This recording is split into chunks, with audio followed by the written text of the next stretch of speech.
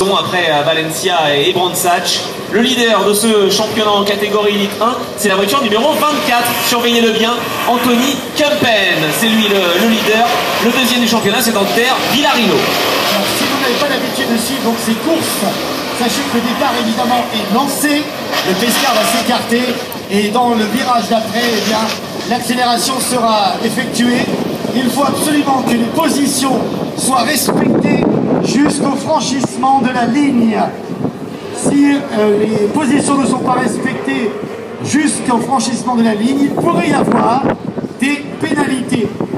Alors c'est un circuit qui fait 650 mètres, un petit peu plus petit que le circuit de Martinsville en Virginie aux États-Unis.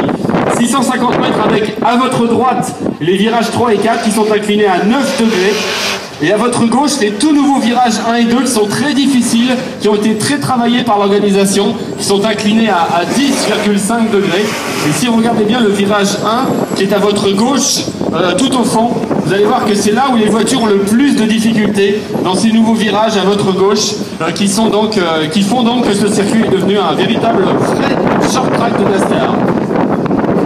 Dans quelques instants, donc, le départ de cette première course, 75 tours à boucler sur ce Tour Speedway.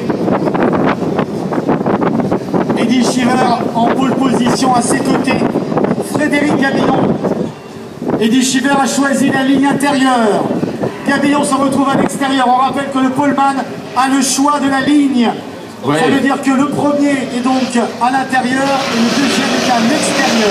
Et puis évidemment Philippe, hein, sur ce type de circuit très serré, la corde est évidemment privilégiée. Hein. C'est ce qu'on préfère avoir, c'est être près de la ligne du bas pour protéger sa position. Ce sera toute la science de cette course. Reste à savoir si en effet la piste étant suffisamment sèche, maintenant il va pouvoir y avoir suffisamment de grip pour assurer à l'extérieur des dépassements et des attaques. On sait que Frédéric Gabillon, double tenant du titre, a déclaré un peu plus tôt dans le week-end: cette année, j'attaque. On va voir s'il va attaquer dès le premier virage, dès la première accélération. Le Pescar va bientôt s'écarter.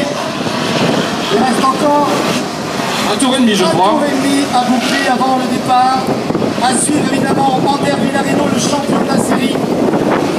Pierre Rocher aussi, pilote de rallye, qui s'est engagé avec la coopération d'Eric Van den Hiver, bien connu, des spécialistes pour la série B2V. Eddie Cheever, bien sûr, il a les gènes du sport auto dans les veines. Son père, pilote d'IndyCar, a même gagné l'Indy 500.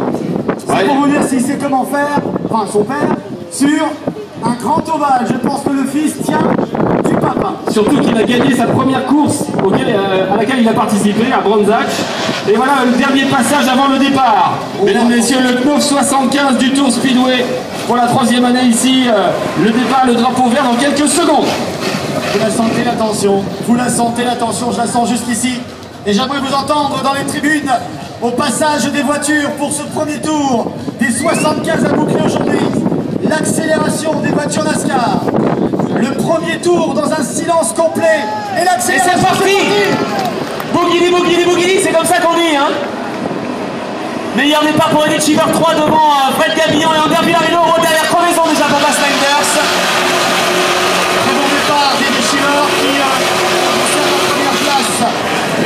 Anter Villarino a gagné une position. Il a pu dépasser Simone Monforte.